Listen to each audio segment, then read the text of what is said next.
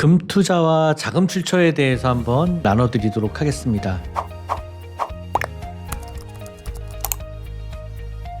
안녕하세요. 저는 주리세 채널 최인용 세무사입니다. 여러분, 금투자와 관련해서 요즘에 문의가 많은데요. 금값이 많이 올랐죠? 며칠 동안 살짝 꺾이기도 했지만 올라간 내용을 보니까 최근 5년간 한 161% 정도가 올랐을 정도로 굉장히 많은 가치 상승을 보여주고 있는데요. 달러 금 현물 가격 기준으로 5,500달러를 넘어섰습니다. 이 금값이 아주 정말 금값이 되어가고 있는데 금 투자와 관련해서 여러분들 요즘에 문의가 많으세요. 그래서 제가 상담한 내용들을 가지고 한번 나눠보려고 합니다. 일단은 세금이 다릅니다. 국내 ETF를 통해서 투자를 하는 방법, 또 해외 ETF를 통해서 투자를 하는 방법, 그리고 현물로 금으로 투자하는 방법들이 세금이 다 다르기 때문에 금 투자할 때 세금 문제에 대해서 제가 좀 말씀을 드릴 거고요. 그리고 금을 살 때도 문제지만 팔 때도 이 판 자금을 가지고 부동산을 사거나 하실 텐데 결국에는 이 자금 출처 문제가 계속해서 금 투자도 겹칠 수가 있습니다. 그리고 또 실물 금 같은 경우에는 금 처분한 걸 가지고 이걸 어떻게 입증할 거냐, 살 때의 기록을 같이 보는 거냐 마는 거냐, 그죠? 궁금한 게 많으시죠? 오래된 금 구입 같은 거는 어떻게 우리가 증빙을 할 거냐? 영수증이 없는데요? 통장 거래 증빙이라도 있습니까? 물어보면 내 통장에서 나간 거는 없는데요? 이렇게 대답을 하시는 그런 분들도 많으시단 말이죠. 또 부모님이 좀 도와주신 자금을 가지고 금 자금으로 또 쓰고도 싶고, 아니면 실제로 부모님의 금을 또 받아오시는 분들도 있고, 그러니까 국세청에서는 이런 걸 가지고 나중에 자금 출처 조사를 할 때 실질적으로 이제 누구의 것이냐라고 하는 거를 입증 책임을 전환해서 우리 보고 입증을 해라 라고 하는 그런 케이스들도 있습니다. 그래서 금과 관련한 투자는 자금 출처로 쓸 때 어떻게 할 것인지, 그러면은 지금이라도 이걸 증여신고를 하는 게 맞을 것인지, 이런 상담들이 많이 있으니까요. 여러분들 이런 내용들 가지고 제가 오늘 한번 말씀드려 보도록 하겠습니다. 일단 금융상품으로 투자를 하는 경우에 세금 문제가 어떻게 다른지 한번 알려드리려고 하는데, 국내 ETF를 만약에 금융상품으로 구입을 한다 그러면은 15.4% 원천징수하는 배당소득으로 과세가 될 겁니다. 그러면은 2천만 원 넘는 소득에 대해서는 금융소득 종합과세에 포함이 되기 때문에 2천만 원 이하로 이익을 내도록 소액으로 좀 투자를 한다라고 하면은 15.4% 세율을 적용받는 국내 ETF 투자하는 게 유리할 수가 있겠죠. 그런데 해외에서 금융상품으로 이렇게 투자하시는 분들도 있을 거예요. 해외 금융상품으로 투자하시는 분들은 250만 원까지는 세금이 없습니다. 소액으로 좀 해보시려고 한다 그러면 해외 금융상품이 더 유리할 수도 있어요. 15.4%조차 내지 않으니까요. 그런데 250만 원을 넘어가면 22%로 분류과세를 하기 때문에 국내 종합과세에는 포함되지가 않을 수도 있습니다. 그러니까 해외 주식 투자하시는 분들, 또 해외 금 투자하시는 분들은 투자 금액이 아니라 소득 기준으로 2천만 원이 넘어가도록 여러분들이 관리를 하실 수 있다라고 하면 해외의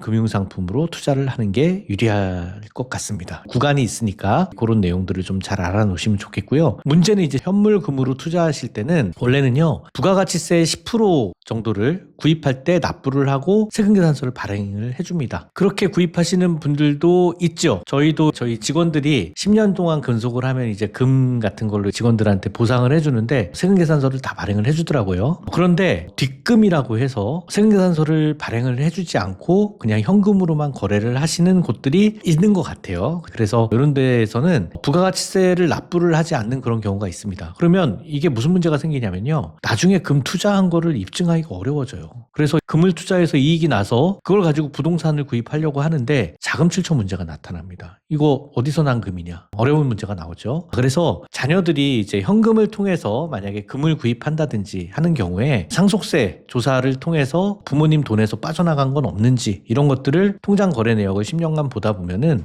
그때 이제 금을 취득한 시기랑 현금 인출된 거랑 맞아떨어지지는 않는지, 이런 것들이 나중에 상속세 조사할 때 나오는 케이스들도 있습니다. 그래서요, 여러분, 금 투자를 입증하는 방법에 대해서 오늘 제가 한번 말씀을 드릴 건데요. 여기부터 중요하니까 좀 잘 들어주시기 바랍니다. 금을 투자를 하면요, 현물 투자를 누가 했는지 입증하는 게 되게 중요합니다. 왜냐하면 국세청에서는요, 부모님 돈으로 샀을 수도 있겠다, 아니면 부모님 금을 받았을 수도 있겠다, 이 생각을 하거든요. 자, 그래서 자금 인정을 못 받는 경우에는 부모님이 준 걸로 이렇게 의심을 하고 거기에 따른 과세를 하려고 기본적인 스탠스가 국세청에서는 가지고 있기 때문에 현물 투자를 입증을 할 준비를 우리 투자자분들이 하셔야 된다는 거예요. 어떻게 하느냐? 정식 루트를 이용해서 구입을 하는 게 일단 가장 좋고요. 그죠?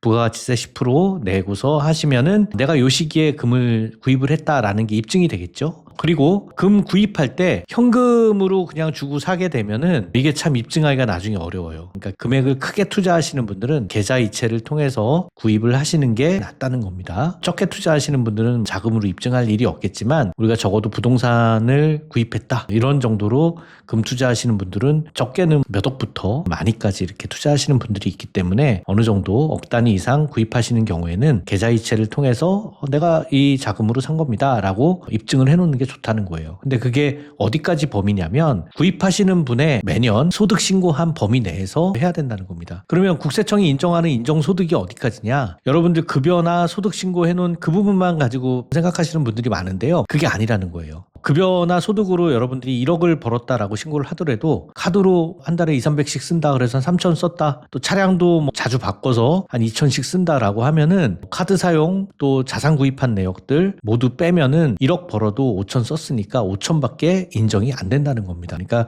그거보다 금을 더 많이 샀다. 누군가한테 받았겠죠. 그죠? 아니면은 다른 소득이 있어서 샀겠죠. 그 신고되지 않은 소득이라고 보고 세무조사가 나오거나 아니면 증여세, 과세가 될 수가 있으니까 금 투자를 입증하는 요 세 가지 방법에 대해서 한번 여러분들이 잘 생각을 해보시면 좋겠습니다. 근데 금은요 되게 오래전에 샀어요 하시는 분들도 계세요. 저도 있습니다. 그죠? 돌반지로 이렇게 받은 금들도 있죠. 그렇게 오래된 거는 어떻게 할 거냐? 그러면 일단은 아주 오래된 거는 아무것도 증빙이 좀 없겠지만 뭐 돌반지 이런 것들은 합해도 그렇게 크지 않으니까 문제가 안 될 텐데요. 일단은 기존 금 투자 같은 경우에는 보증서하고 구입 영수증 이런 것들 보관이 필요합니다. 이제 앞으로 구입하시는 것들은 여러분들이 그렇게 준비를 하시는 게 좋겠죠. 그리고 통장은요 10년 전에 계좌도 다 볼 수 있어요.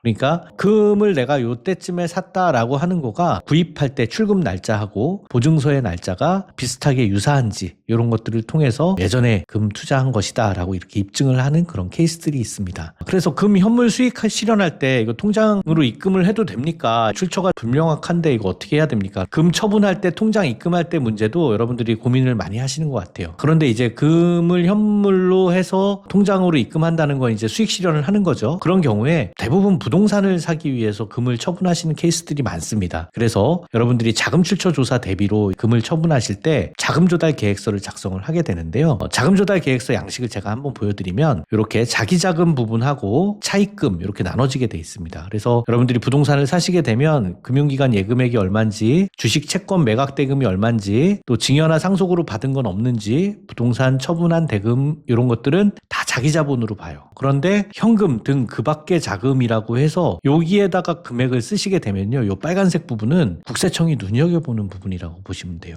여기다가 금을 쓰는 게 낫겠습니까? 아니죠.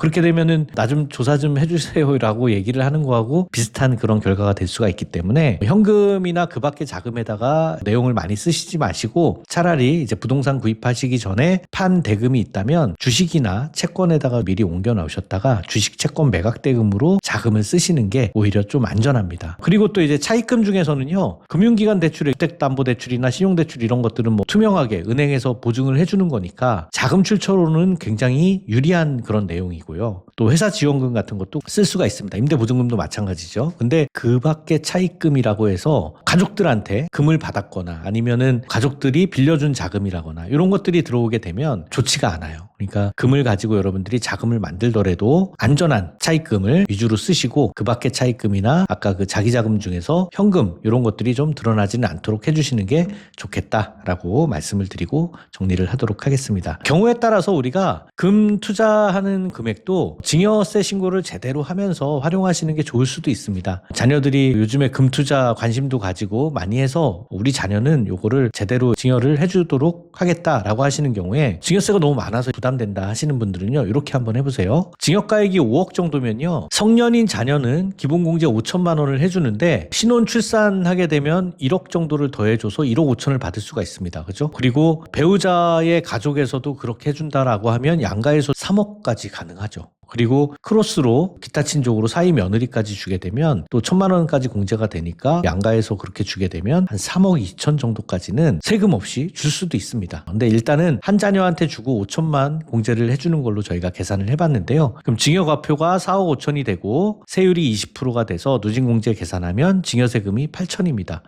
아까 신혼출산이나 이런 것들 같이 활용해가지고 양가에서 주면 3억 2천까지 빠지니까 세금이 훨씬 더 많이 줄을 텐데 8천이면 좀 많다 하시는 분들은요. 이런 게 있어요, 여러분. 연부연납이라고 해서 한 번 내고 5년간 나눠서 낼 수 있습니다. 요거는 소정의 이자를 낸다거나 담보를 제공하는 부분이 있지만 그래도 이것을 나누기 6으로 하면은 1년에 한 1,300만 원 정도만 6번에 나눠서 내면 되니까 여러분 1년에 1,300만 원 내는 거는 어느 정도 이제 소득이 있으시면 그렇게 어려운 일은 아니에요. 그죠? 100만 원씩 모아서 증여세를 6년간 내면 5억이라고 하는 자금이 활용이 될 수가 있으니까 이런 것들을 금 투자할 때도 자녀들이 금을 모을 수 있도록 이렇게 도와주시는 그런 방법도 있을 수가 있다 말씀을 드리겠습니다. 세금은 여러분 주리세 채널 통해서 구독, 좋아요 눌러주시면 최근에 부자들이 고민하는 그런 내용들을 정리해서 알려드릴 거고요. 금 투자도 여러분 나중에 입증되도록 투자를 하시고 어떤 자산이든요. 자산 가치가 오르기 전에 증여해 주는 게 상속세를 가장 많이 줄입니다. 여러분 가연세무법인과 같이